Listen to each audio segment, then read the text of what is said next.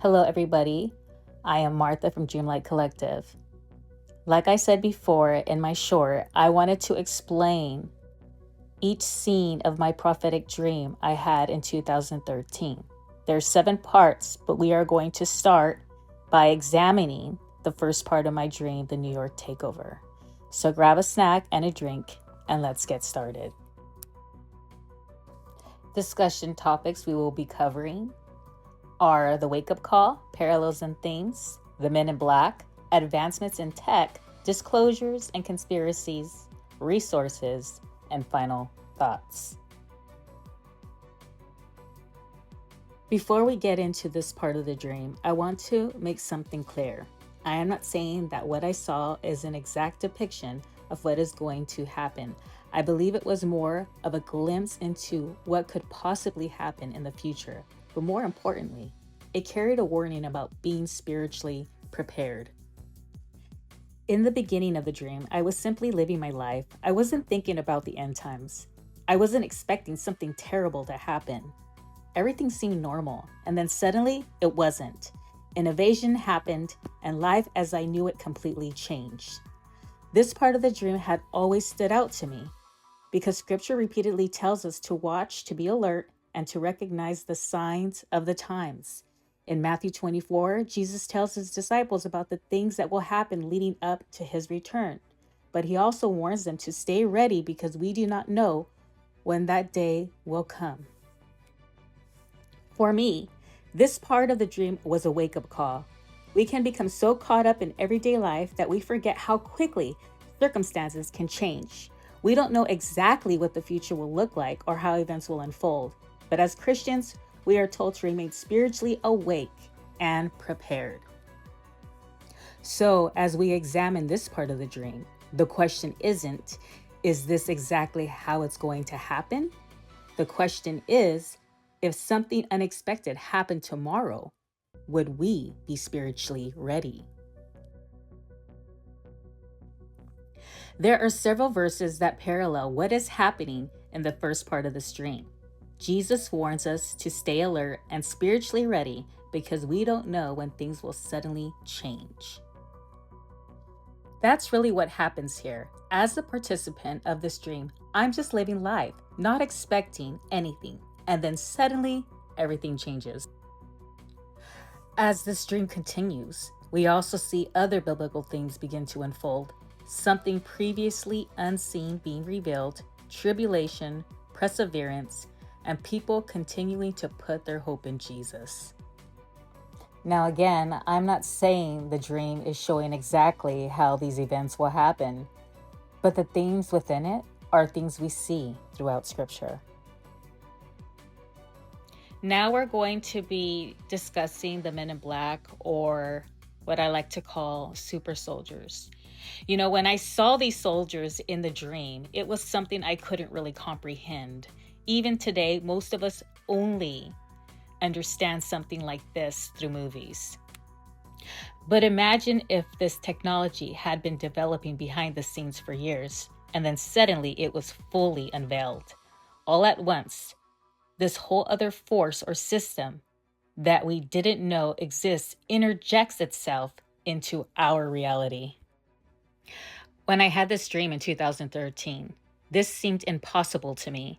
But today, we're actually seeing technology being developed that begins to make some of these concepts less difficult to imagine.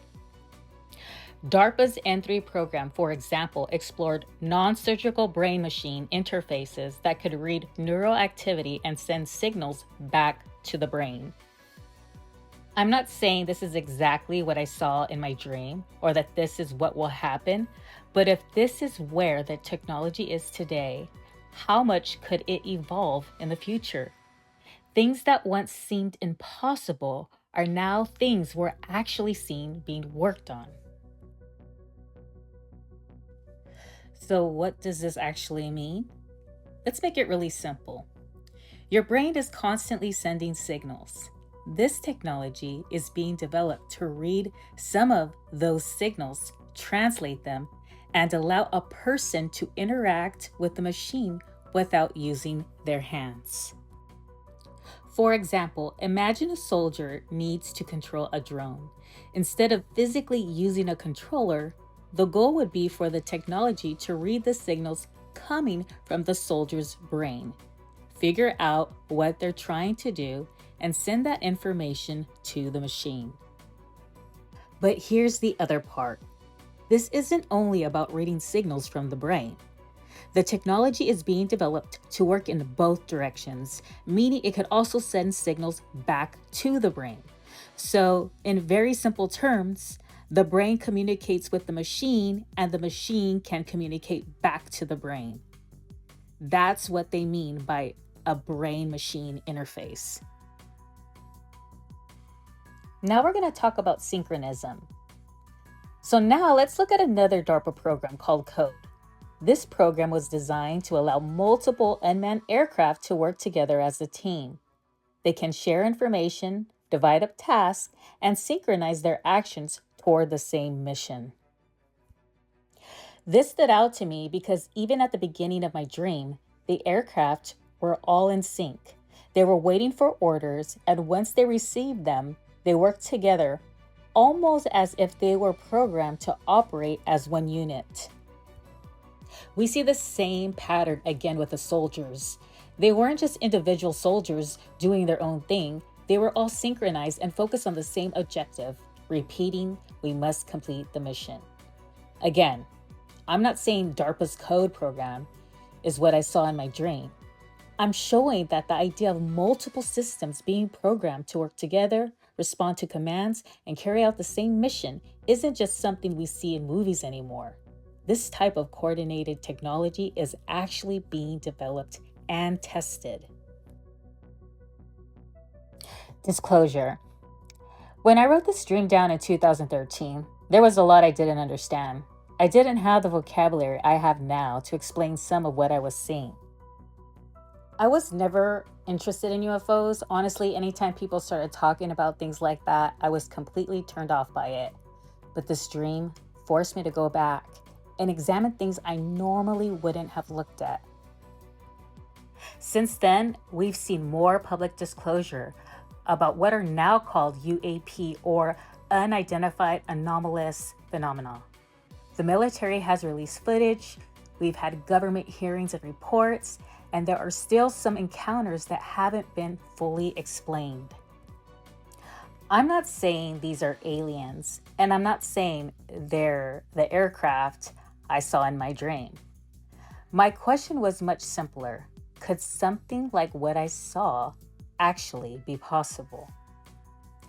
Looking at what we know today has given me vocabulary and a frame of reference I didn't have in 2013. Things I struggled to describe back then make more sense to me now, even if we still don't know exactly what all of this is. Conspiracy theories. There are also theories out there connecting super soldiers to giants and even the Nephilim. I think they're worth mentioning because of how I originally described these men in my dream. They were huge in stature, dressed in black, and when I first encountered them, I felt tremendous fear. The Bible does talk about the Nephilim in Genesis 6:4, as well as giants in other parts of Scripture. There are people who believe they could somehow appear again and have connected that idea to future or end times events. I'm not saying these theories are true, but I'm also not saying they're impossible. We simply don't know. I think it's okay to examine the possibilities without immediately coming to a conclusion. So be mindful of the different theories that are out there, but proceed with caution. Look at the research, go back to Scripture, and pay attention to what we actually know versus what is still theory. For now, these are simply possibilities worth examining. Resources. If you're interested in looking into some of these topics for yourself, these are a few of the resources that I personally went through while trying to better understand some of the things I saw in my dream. I chose these because they approach these subjects from a Christian perspective. I don't necessarily agree with everything presented in them, and honestly, I'm still examining some of it myself. But I do think they're a safer place to start if you're curious about these topics. There is so much information online about UFOs, giants, Nephilim, super soldiers, and conspiracy theories, and it's really easy to go down a rabbit hole. A lot of that information isn't coming from a Christian perspective, which is something I think we need to be mindful of. Some of the resources I looked through were The Unseen Realm by Dr. Michael S. Heiser, The Omega Conspiracy, Satan's Last Assault on God's Kingdom by I.D.E. Thomas, Higher Entities, The Lost Tapes, which is available on DVD, Hollow Earth Chronicles, Episode 1, The Dark Chambers, also available on DVD. These resources help me understand some of the ideas and theories that are already out there, especially when I didn't know much about these subjects myself. As always, proceed with caution. Test everything, do your own research, and always go back to Scripture.